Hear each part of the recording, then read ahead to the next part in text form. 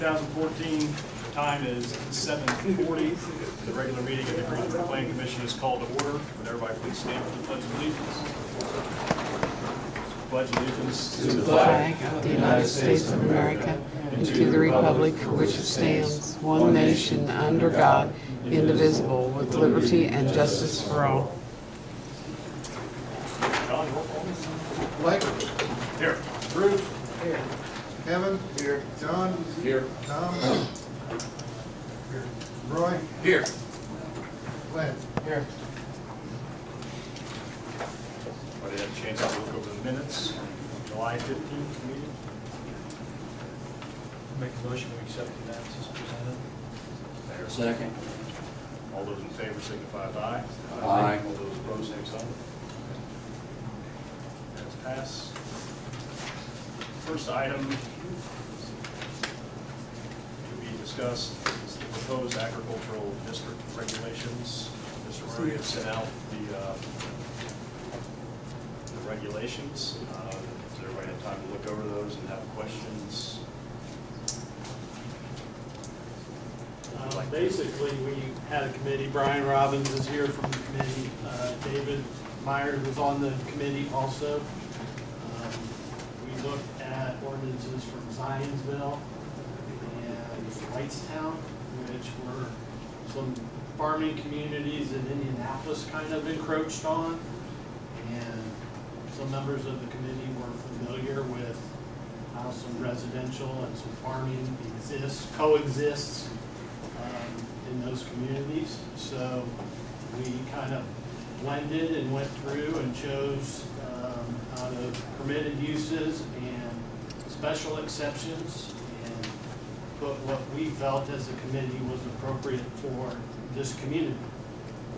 And I think everybody was pretty happy with what we came up with. And it's before you tonight as our recommendation for an agricultural zoning district within the city limits.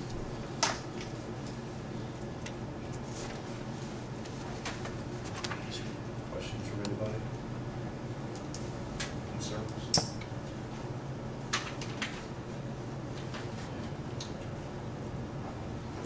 I've got a few questions. First of all, I don't have any objection to having an agricultural district. Just got some questions to clarify what's here for one thing, and then what some of the impact will be. First off, the first paragraph under preamble and purpose, I've read it through a couple times, and the first sentence makes sense to me. The second sentence is protected from encroachment of urban development away from the city core. That is, okay, well, inconsistent with the Greensburg plan, I understand that, but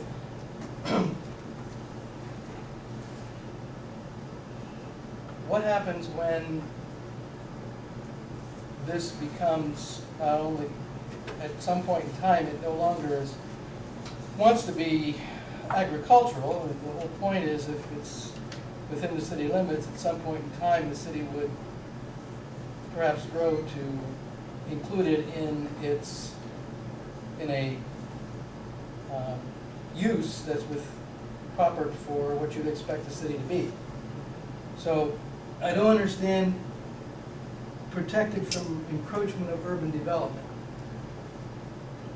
Can you give me what that means? Or It's more of agricultural type uses. It still allows for residential. It allows for larger residential lots. Smallest lot, I believe, is double or triple what our R1s are right now. So it allows those to still be developed in more of a, what you would call not an urban setting, but more of a rural country setting, even with residential development. If it's, and this is for people that want to voluntarily annex. I know, that's my next question or point I was trying to clarify, but But that's not saying that at some point we could not or would never be used for urban development, right? No, it would have to be rezoned. Correct. And you guys hear rezoning petitions and you make your recommendations to the council. All right, so as long as we're clear that it wouldn't prohibit that, that's what I wanted to be sure. The key to that would be that it can't be inconsistent with the Greensburg's comprehensive plan. Right. And that's really what that second sentence is all about, so that we don't have a lot If of our inconsistencies. comprehensive plan calls for it to be more of an agricultural, and when a zoning request would come to you, you as a board should be using that comprehensive plan as a guideline to see if that's the type of development That that would be we appropriate. have public meetings and ask people how we wanted this to develop. So we don't want it to be inconsistent with that plan. And if we tag an area that we say, okay, that should remain an agricultural district, then probably should, and a rezone request for that should most likely be denied. But that's, but that's the point. If there's a request to rezone the area and it is appropriate, why would we deny it just based on, that was my point. When it says that we're protecting it from urban encroachment, okay, in terms of its agricultural use, but there is come a point in time when whatever reason would there be a voluntary annexation for an agricultural area into a city incorporated limits, except that there's at some point in time, the person that owns the property would hope that it would be at some point utilized other than agricultural. It does allow for residential development. I understand that. What it doesn't allow is business and industrial uses. Well, it allows for some farming, and there's a business, there's quite a bit that's allowed there, agriculture related. Yeah, my point is, at some point in time, and I don't know where this even is, that's another part of my question. We say it sits in a right spot. There's a developer that wants to develop the area for some industrial, let's say, some factory. And what you just said before, because it's zone agricultural, we should deny that, based on that statement. Not if the comp plan calls for that in that area. There are some reasons why you might want to, if you're not within the city limits, why would you voluntarily annex with the tax implications? There is a tax implication to come into the city. But then you can't really market that to a factory. If that's where our comp plan says a factory should go. But with this, we can provide abatements between the city tax rate and the county tax rate, and they can still do whatever operations they're doing, be grandfathered, and be an agricultural zoning classification. Otherwise, they would have to come into one other zoning classification that we have. Correct. Absolutely. I know why we're doing it. All right.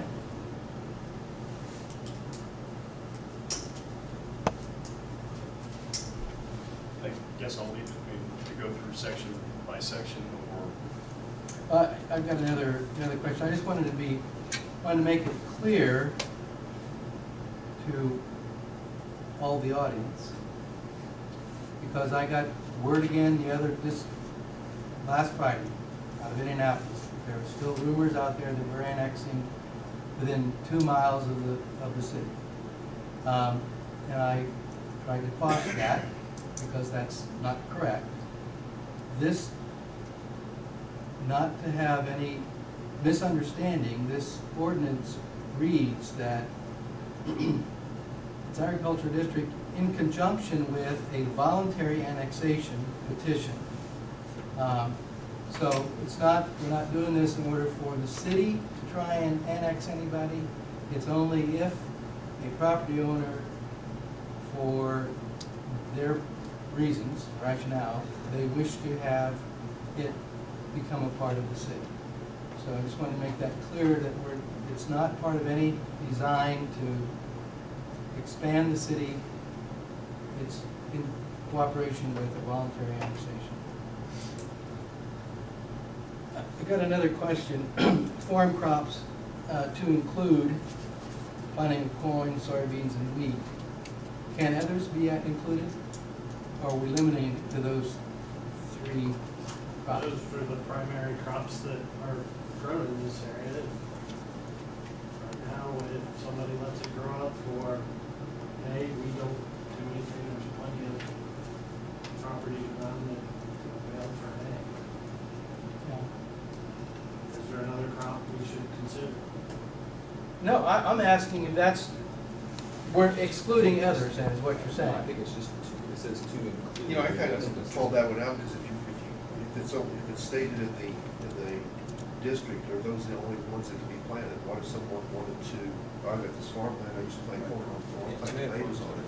But if you only spell out those three, is he prohibited from planting something else? The way I read that is that it's to include, meaning there could be, including those, there could be. I read it the same way, that it was But to it, include. you know, we could refine. I read it that a as little neither. bit.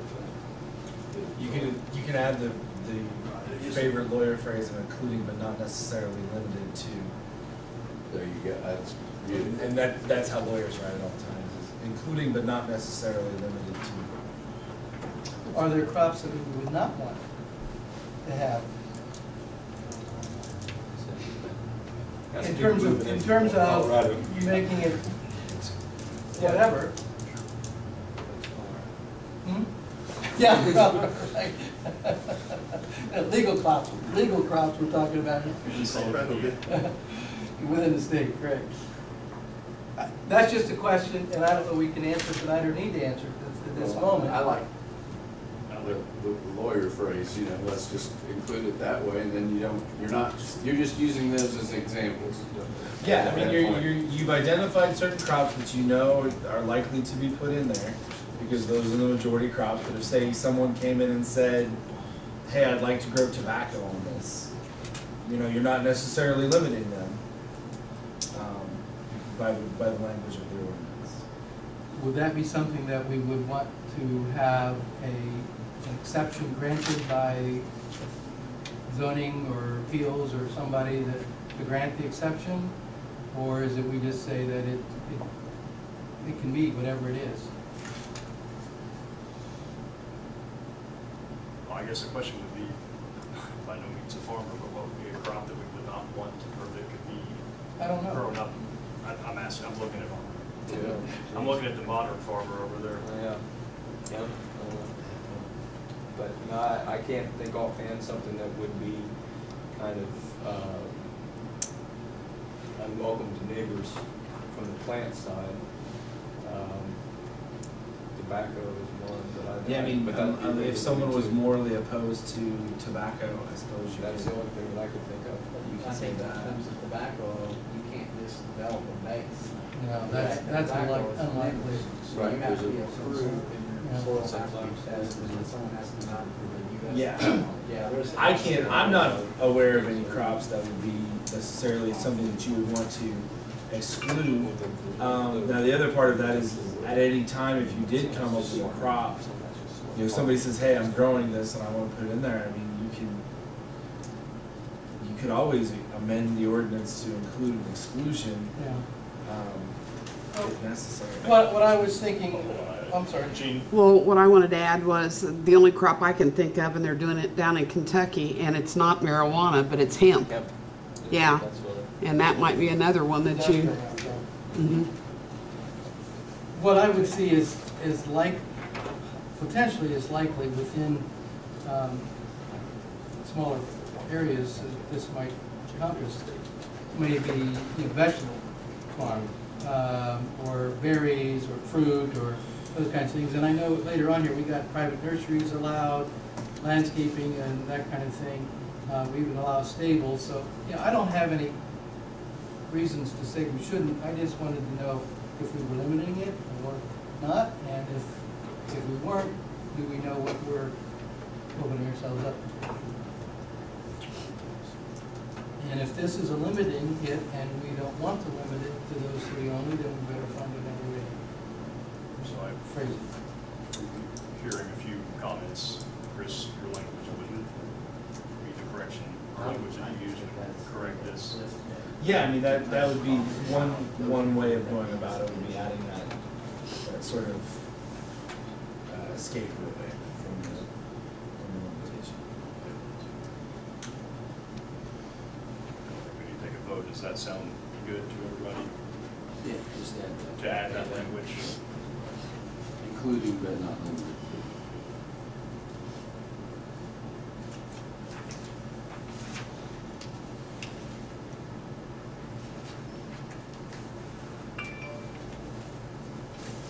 Yeah, Next items. under the kennel, permitted exceptions, we've got the small kennel that's,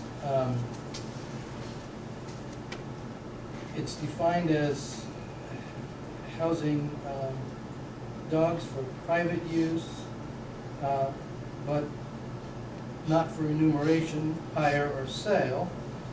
And then we define large kennels as anything that's 26 to 50 cages or pens. And an unlimited kennel is more than 50. Again, if we're going to have an agricultural district, I guess we're going to have kennels that find a proper place for them as far as the city goes, I would think. But what about somebody that wants to have a kennel that's fewer than 26, but wants to might have 25, but wants to sell, wants to be a producer and provider, dealer that does, hires, sells, whatever you do with kennels, I don't know.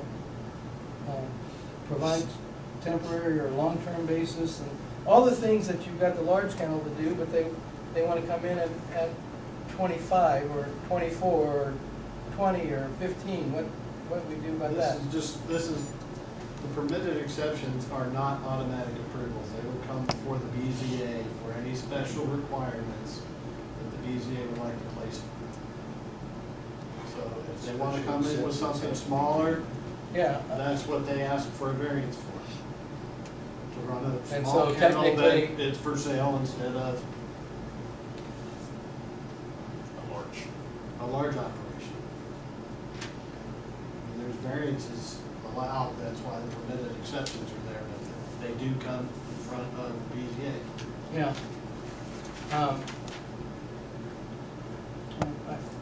Okay.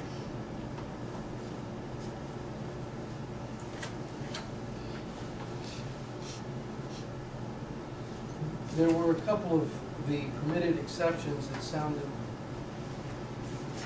that caught my eye. Bed and breakfast, daycare center, a minor residential subdivision, a major residential subdivision.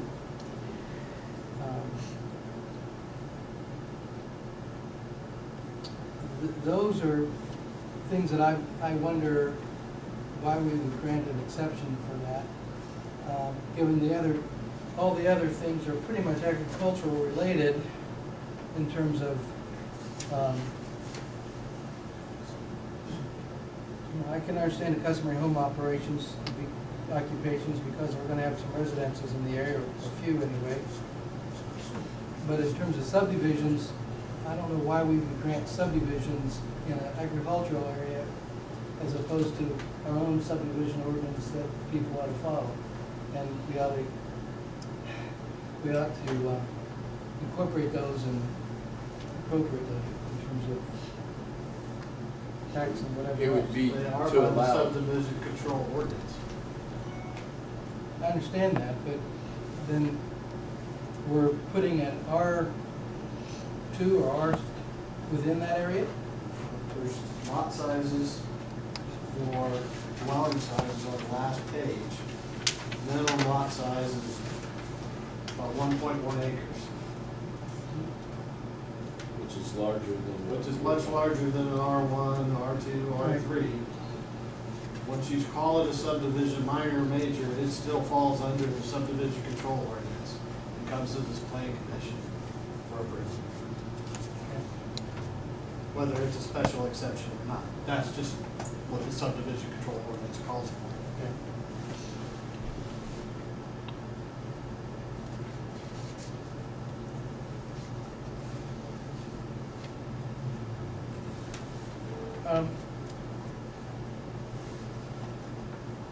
In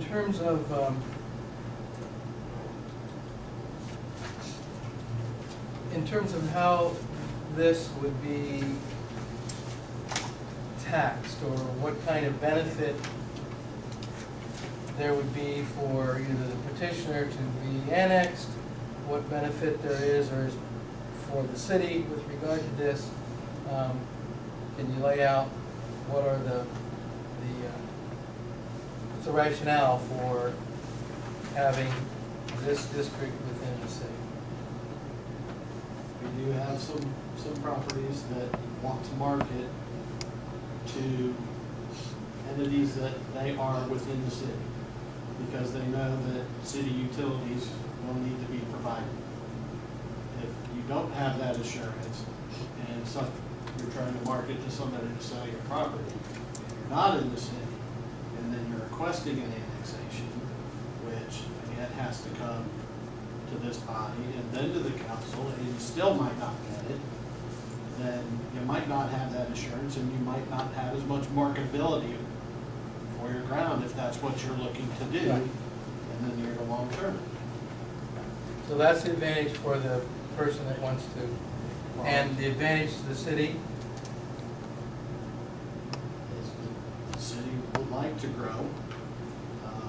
There's really no downside. We would still get whatever portion of the taxes.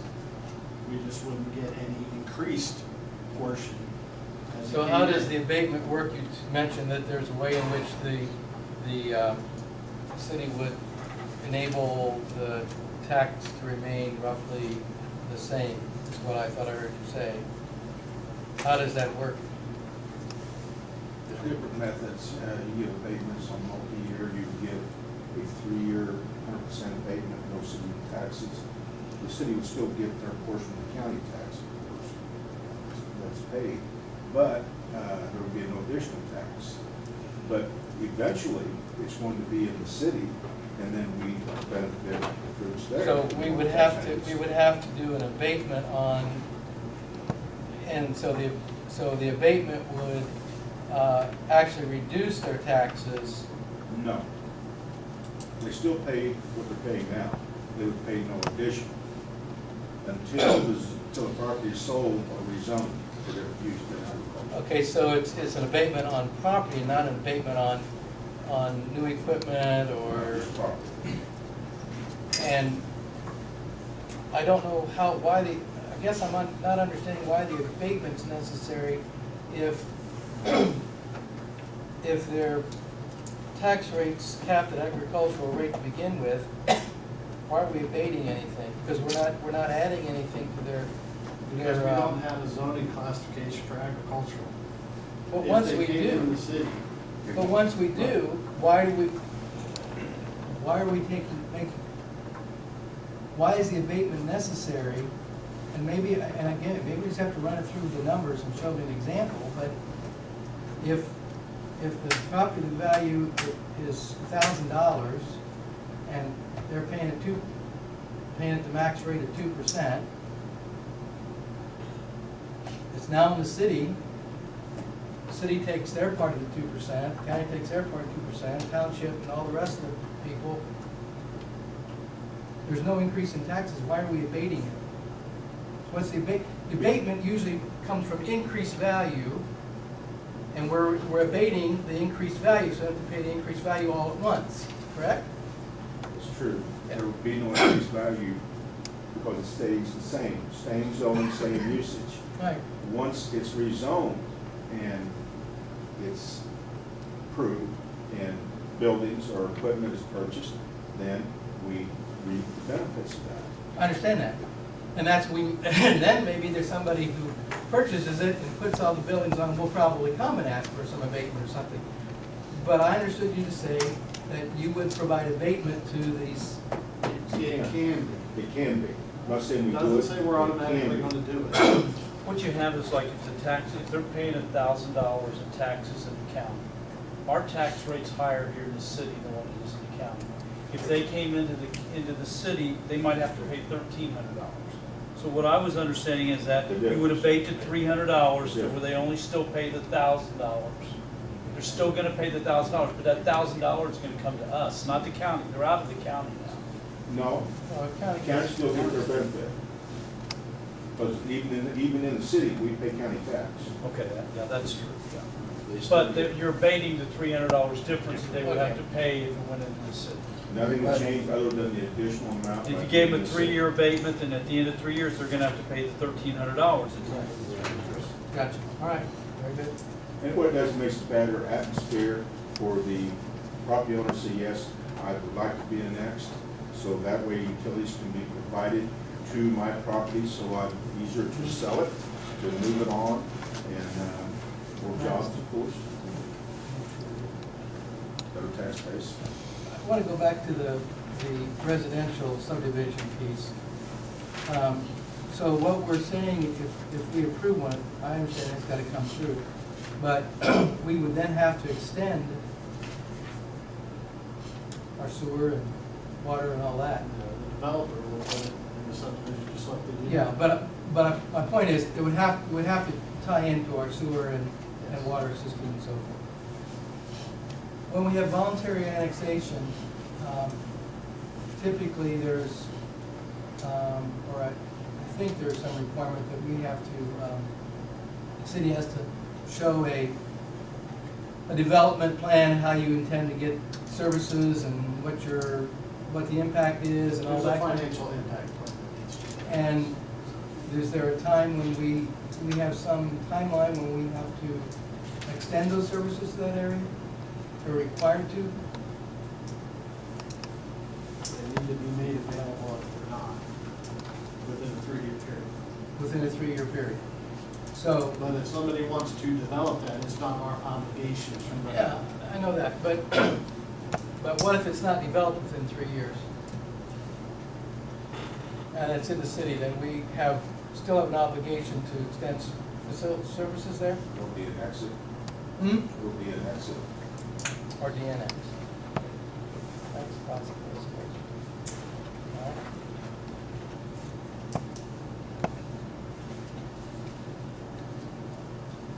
Questions for any other board members? I have one question, and this kind of entails all this. Now, this is put in place up to like a 2-mile radius around the city of Greensburg? No. Okay. That's, when we had that other meeting, I understood that being said. That's why I was questioning when you brought that back up. No, That was not said. Only for voluntary annexation.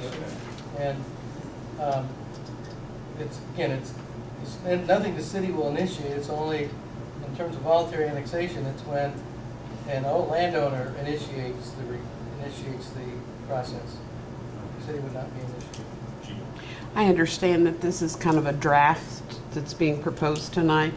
Will this be voted on tonight? And if it's voted on tonight or not voted on tonight, for the interested parties, as was indicated with the video, would there be draft copies available or copies available for them if they so desire?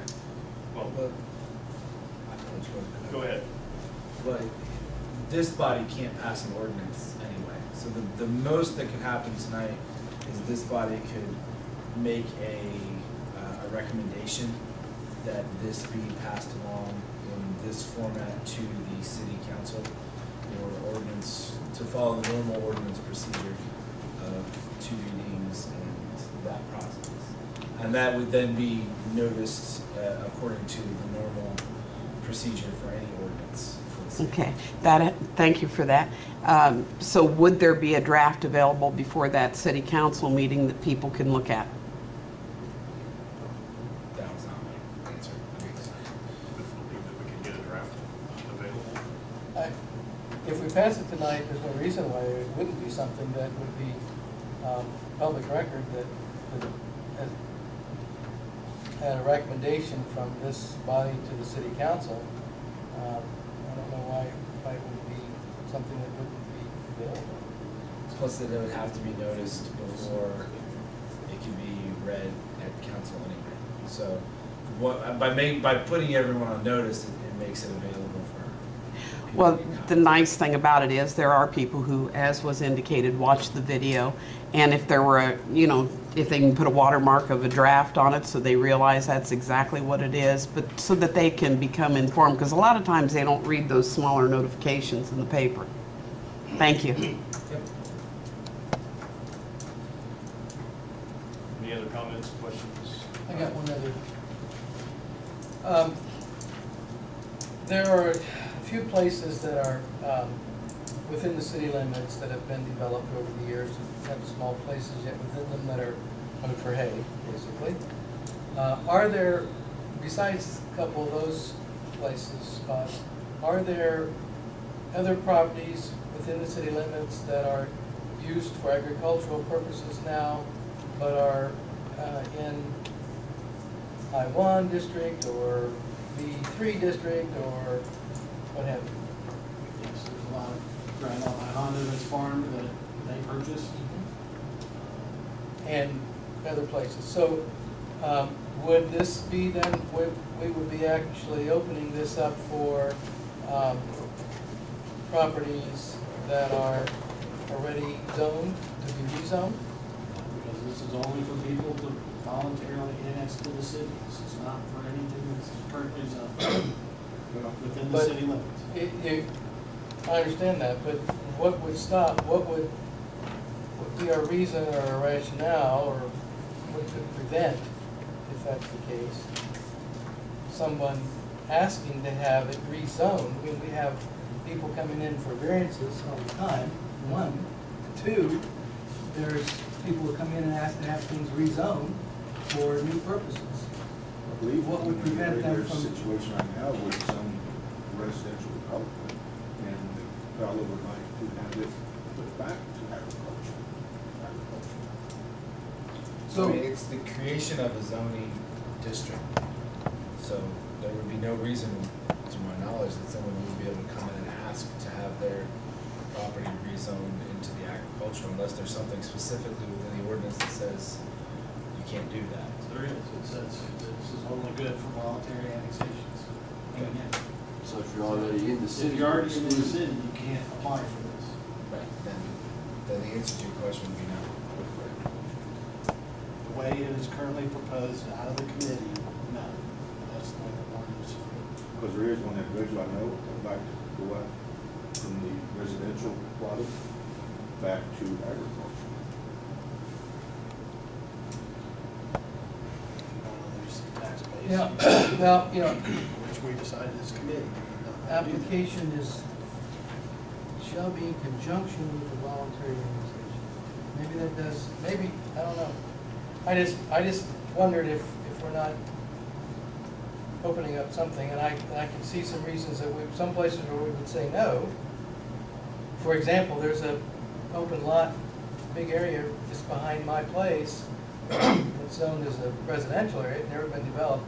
It's just a big grass or wheat field.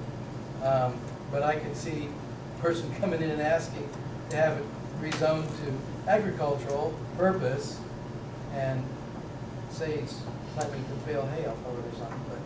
But, and I would hope that we would deny that right inside of. That's why this Completely was, surrounded this was by- written this way, that this could only be applied for in conjunction with the voluntary annexation. If we're already in the city, at least that's what we believed as a committee, and that the intent was. And my question would be to Chris, is that the way you're reading this? This is from somebody that's voluntary annexation? That's the way I read that provision, yeah. Okay. The one that you referenced, whether or not it's, Somebody can come in from just. I can make any argument you want to make. I mean, there's two sides to every coin. Glenn and I are on the same side here. I don't want to see weeds grow up and be called hay and not cut until July. Sure. You know. Well, yeah, This happens. and I'm not trying to put obstacles. I'm just trying to make sure we know what we're getting ourselves in for. And it might be worth asking somebody that deals in land development as an attorney all the time, if we look at our ordinances to ask whether or not this really does prohibit that or not, if indeed that's what we want to make sure it's only for that purpose. If there are other places that make sense for it to be agricultural and we're okay with that,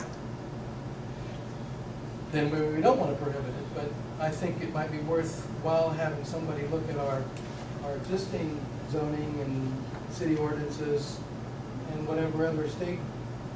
Well, and I would certainly be happy, I mean, I have several colleagues that are in the Zionsville area. I know Zionsville is one of the areas that you looked at, which means that there's a likelihood that there's been already case law interpreting Probably. this particular type of issue.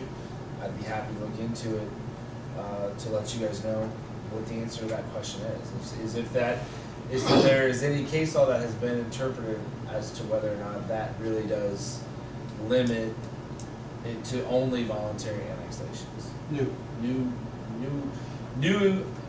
voluntary annexations within the city. People who are currently trying to grow hay aren't able to do it because they don't have agriculture in the city limits. I'd be happy to do that research for this body. Members like to see- Maybe the rest of the members I would- don't think that's appropriate. Well, I think Lynn's got a point. I mean, I understand their point of view. They're saying, you know, if you're outside the city limits and you want to volunteer to come in the city and pay the additional taxes to where, you know, you're bound yourself to come in the city limits and for the city to grow. But the ground that's already in the city, and if somebody wants to start farming in some residential area, I don't think that's, you know, permissible unless they come before the board. And we control that. I mean, Yeah. if somebody's got to come back in and ask for it, and we can say no. It's just that, are we going to have the discipline to do that? Yeah. That's the question sometimes. I don't always see that, you know.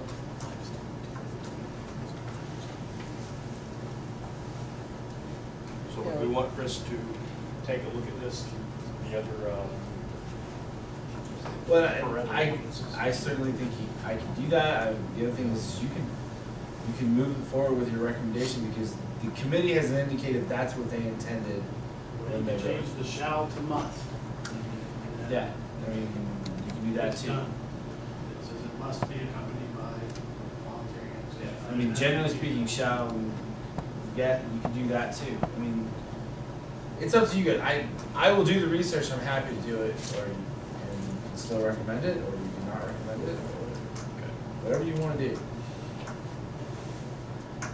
I would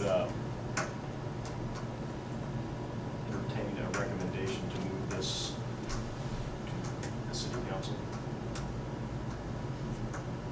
I'll make that motion. I'll say. All those in favor signify with aye. Aye. All those opposed, same sign. So move to the city council for approval. Or amendment. And we will have a copy available with the corrections that have been made this evening. Would you like to have that put on the website, get it off the website? Yes, we'll have that available on the website. Thank you. Thank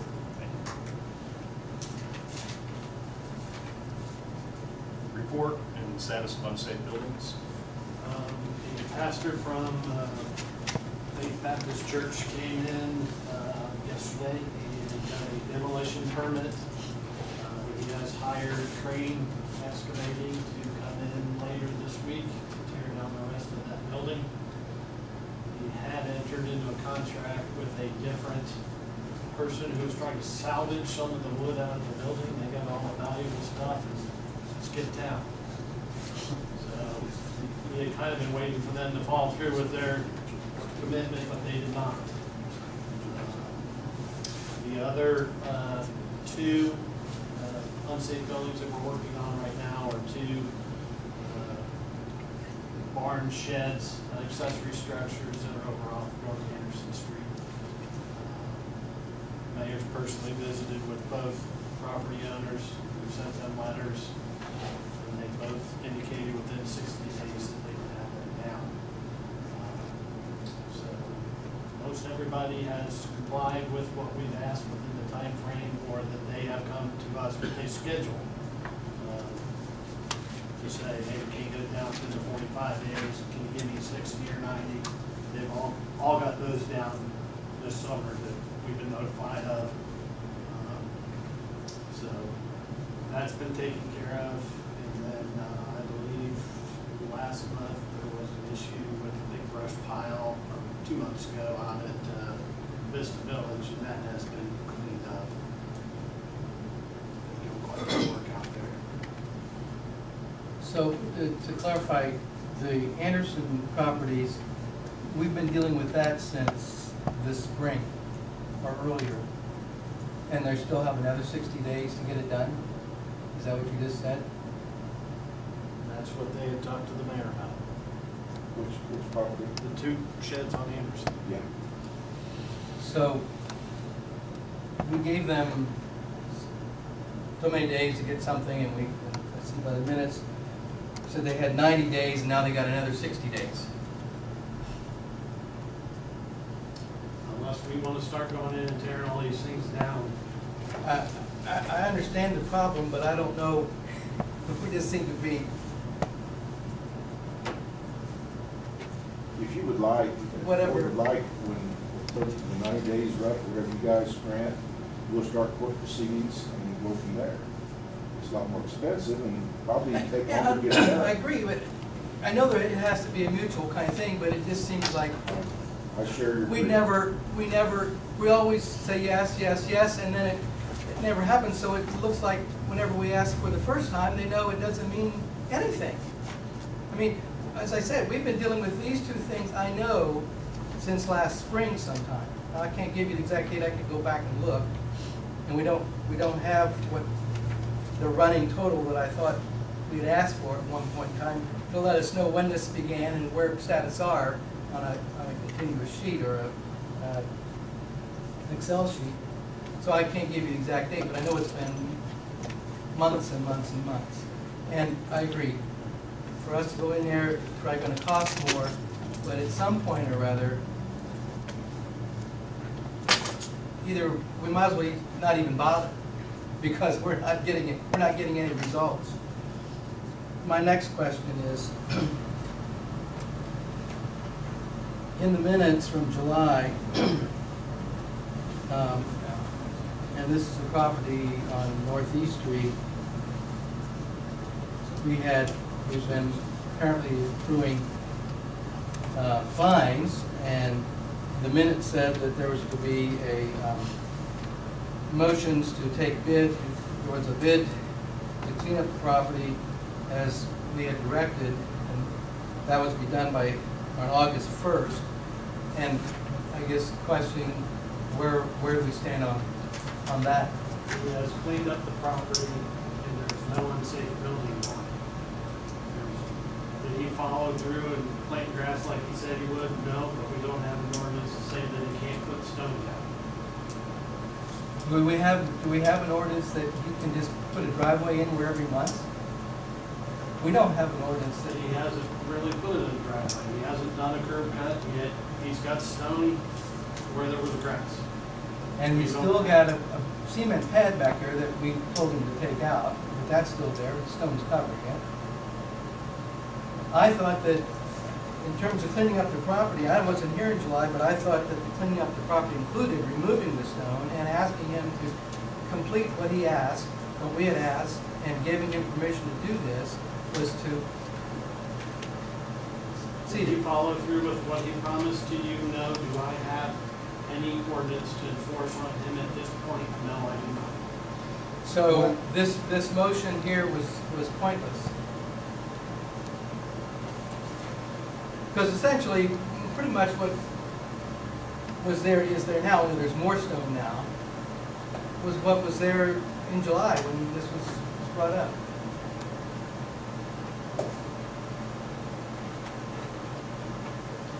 Well, I mean, this is the problem that you run into. You you have to have an unsafe building in order to be able to enforce any of this. So yes, Mr. Adkins came in here and Mr. Adkins told you, I will do all of these things to get your permission. And he said, I will do them all, and you said, great, we will give you your permission, go forth. There's no legal binding effect on that other than what you've done. Now, I suppose it would be entirely within this body's prerogative to sue him for breach of agreement. I mean, you could, so I mean, that's the problem that you have, is the unsafe building ordinance gives you the ability to go in and fix unsafe buildings. If there's no unsafe building on the property, then the question is, what mechanism is available to the planning commission to enforce these agreements that we reach? And unfortunately, we don't have one current. Now, if you amended your ordinances, your unsafe building ordinance to allow for additional powers to the planning commission, then I think, so the answer to your question is, was that a moot motion? Was that motion worth even having? I don't know.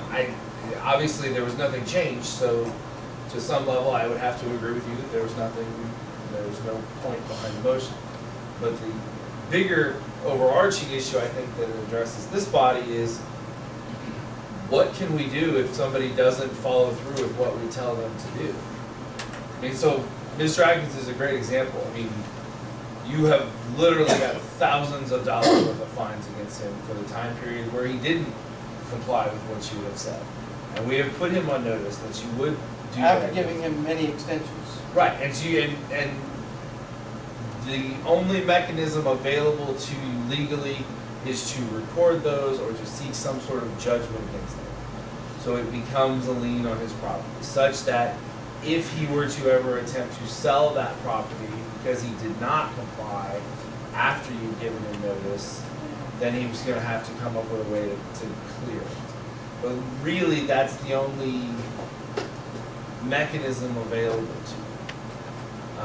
And that's not just a limitation of this city, it's a limitation of all cities. I mean, it's a problem that every city has. How do we enforce this stuff? If somebody's not willing to stay true to their word, what do we have? Right, and that's what you have. You have a person that made a promise to you that you commemorated with a writing, and he did not follow through with that. Now, if it has an offer and acceptance and consideration, which I think it has all of those things, you had a contract. That contract is in breach. You would have damages if you incurred them. So if the city goes and pays for it, I think you have a breach of contract. That's about the limit of what I think you have the ability to do in that type of instance. So Yeah. what are we gonna do about the fine? That's entirely up to you. I mean, I can record them. I mean, they can be recorded against his property. I mean, if we fine somebody, again, what's the use? We don't do anything with it. Fine's a fine. They know that they're going to have to pay it, even on his taxes, until the property's ever sold. You never have You to pay can't it take on them the to beach. jail or anything. Can't we get a fine that says he owes it and he has to pay it? You can get a judgment. I mean, you can reduce it to a judgment, which, I mean, as I've told other clients, a judgment is oftentimes a very pretty piece of paper suitable for framing. Right. Now, whether or not he has the ability to collect, he does own property within the county, which is something else you could attempt to attach and otherwise levy against. I don't know if he has a regular paying job. If he did, you could certainly garnish it. He has other assets that you can attempt to seize. I mean, once you had a judgment, you would have all of the mechanisms available to anyone who holds a judgment in any court of law, which means you would have the ability to have a proceeding supplemental, to bring him in, to ask him his assets, to ask him what his resources are and how he intends to pay the judgment. And that judgment would be a suitable piece of paper for the next 20 years. Okay, going back, I don't mean to make a point of this, Mr. Atkins. I mean, the principal thing is if, you're fine, you're responsible somehow, pay for that. We should, have we done this to anybody else and not collected or, I don't know. Well, the fine thing is the